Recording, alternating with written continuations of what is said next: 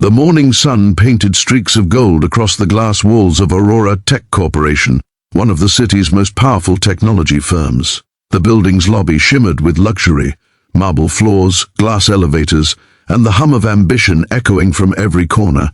But among the busy suits and polished shoes was one man whose steps were slow, careful, and quiet. Marcus Lane, the janitor. His uniform was neatly pressed but faded from years of use.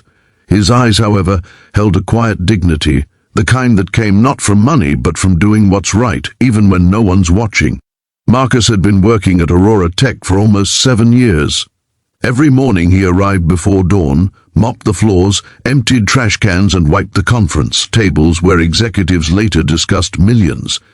Few ever noticed him. To most he was invisible, the man who cleaned up after everyone.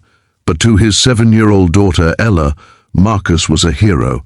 That day, as sunlight poured through the tall glass windows, Marcus was carrying his old leather wallet, one that held only a few dollar bills, a photo of Ella, and a crumpled card from her first-grade art project that read "Best Dad Ever."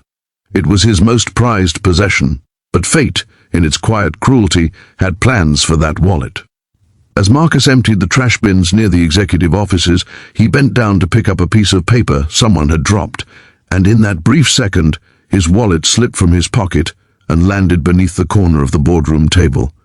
He didn't notice. Hours later, the boardroom was buzzing. The company's CEO, Victoria Hale, a woman in her early 40s with sharp eyes and a reputation for perfection, was about to begin one of the most important meetings of the year. She had climbed to the top through grit, intelligence, and an unbreakable will. But those same traits had made her heart rigid over time. Compassion to her was weakness. In her world, only results mattered. She strode into the room, heels clicking, voice crisp. "Let's begin. We have no time to waste." The meeting began. Graphs, reports, profits. The air was thick with tension and ambition. But just as Victoria began discussing a critical partnership deal, the boardroom door creaked open. Every head turned. There, in the doorway, stood a little girl, small, timid, holding something in her tiny hands. Her hair was tied in 2 messy braids, and her pink shoes were slightly worn. She looked around nervously before her eyes settled on Victoria. Excuse me," she said softly, clutching a brown leather wallet to her chest. "My dad dropped this." A wave of silence swept across the room. Executives exchanged puzzled looks. Victoria blinked, momentarily thrown off. "Who's your dad, sweetheart?" she asked, her tone still formal, but softer than usual.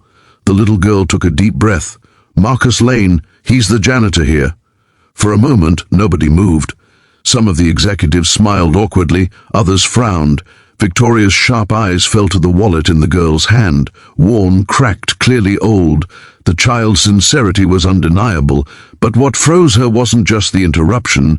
It was the sight of the small photo peeking out of the wallet's flap, Marcus and Ella smiling together, faces full of love despite the tired clothes and simple background.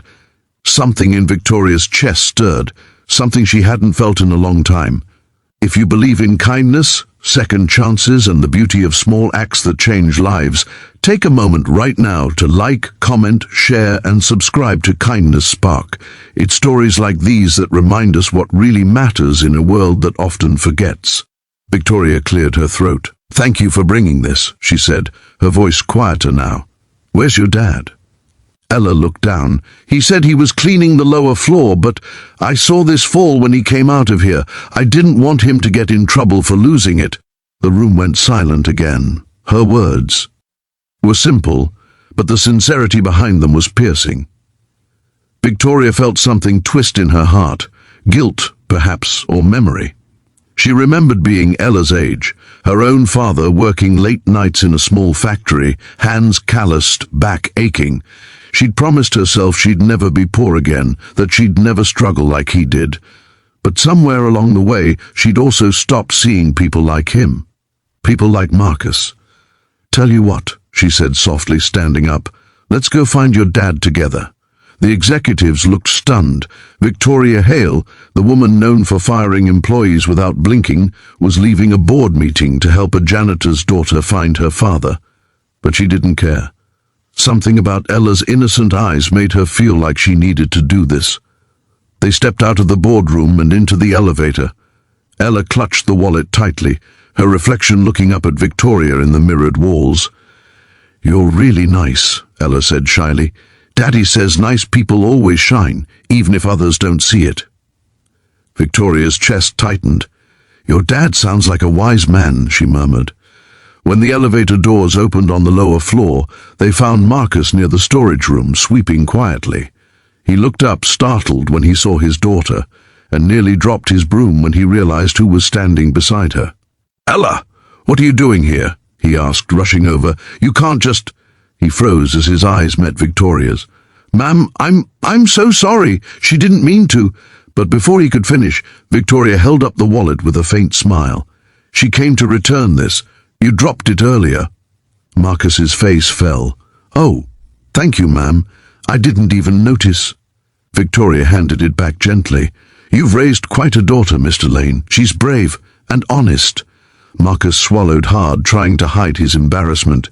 "She just wanted to help. I'm sorry if she disturbed your meeting." Victoria shook her head.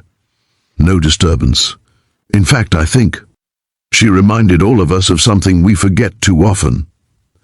Ella looked between them with wide eyes. "Did Daddy do something wrong?" Victoria knelt down, meeting her gaze. "No, sweetheart, your dad did something very right." From that moment, something began to change, not just in Victoria, but in the entire building. The story of the janitor's little girl spread quickly.